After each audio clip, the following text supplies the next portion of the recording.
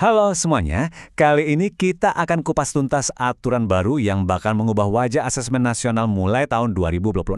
Pembahasan khusus ini disajikan oleh Bapak Imran Tululi, MPD, seorang pengawas SD di Kabupaten Gorontalo.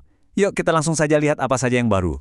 Nah, pembahasan ini ditujukan khusus untuk Anda ya, para pendidik, kepala sekolah, dan semua yang berkecimpung di dunia pendidikan, baik yang ada di Kabupaten Gorontalo maupun di seluruh penjuru Indonesia.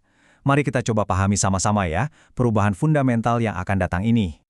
Oke, kita mulai dari pertanyaan yang paling mendasar dulu nih. Kenapa sih asesmen nasional ini kok perlu diubah? Apa yang mendorong adanya revisi pada sistem yang kan sebetulnya udah berjalan ya? Jawabannya ternyata cukup singkat dan jelas, dan ini datang langsung dari dokumen resminya. Peraturan Menteri Nomor 9 Tahun 2026 menyebutkan tujuannya itu sederhana, supaya asesmen jadi lebih efektif dan efisien. Nah, dua kata kunci ini, efektif dan efisien, inilah yang jadi dasar semua perubahan yang akan kita bahas. Oke, sekarang kita bedah perubahan besar yang pertama. Ini soal fokusnya. Jadi, sebetulnya apa sih yang bakal diukur di asesmen nasional yang baru nanti? Nah, ini dia. Perubahan pertama itu ada di sini, dengan diperkenalkannya konsep profil lulusan. Menurut pasal 3, ini adalah hasil belajar non-kognitif, artinya fokusnya pada sikap dan karakter. Jadi pengukurannya itu bukan lagi sekedar angka-angka tes, tapi melalui sebuah survei karakter yang lebih komprehensif.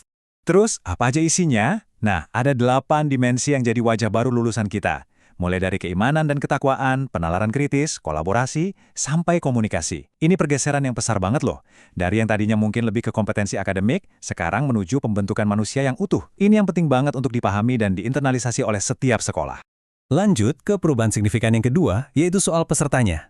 Ada perluasan yang sangat penting di sini. Jadi siapa saja yang sekarang bakal terlibat dalam asesmen? Perubahannya jelas banget kan?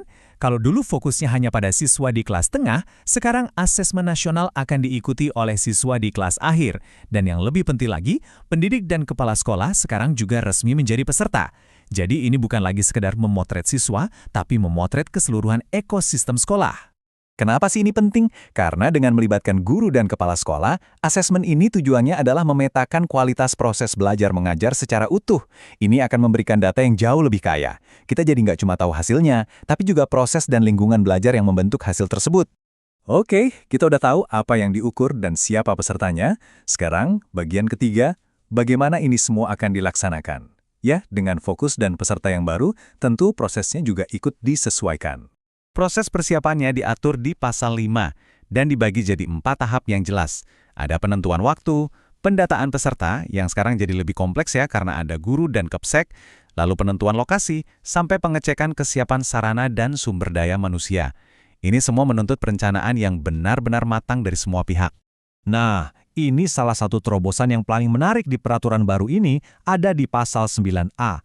Jadi, pengukuran kompetensi literasi dan numerasi itu sekarang nggak harus jadi tes yang terpisah. Keduanya bisa diintegrasikan langsung ke dalam pengukuran capaian akademik di mata pelajaran. Ini keren banget, karena mendorong pembelajaran yang lebih otentik dan kontekstual. Oke, kita udah bahas cukup banyak detail ya. Sekarang, mari kita coba rangkum poin-poin kunci yang paling penting untuk Anda ketahui di sekolah. Jadi, ada 3 hal utama yang harus diingat dari pembahasan kita kali ini. Pertama, fokusnya meluas ke 8 dimensi karakter dalam profil lulusan. Kedua, pesertanya sekarang mencakup semua elemen inti sekolah, siswa kelas akhir, para pendidik, dan kepala sekolah. Dan yang ketiga, adanya peluang untuk mengintegrasikan pengukuran literasi dan numerasi langsung ke dalam mata pelajaran. Sebagai penutup, yuk kita sama-sama renungkan pertanyaan ini. Dengan fokus yang lebih holistik dan peserta yang lebih komprehensif, kira-kira akankah asesmen nasional yang baru ini benar-benar mampu memetakan kualitas pendidikan kita secara lebih tajam dan bermakna?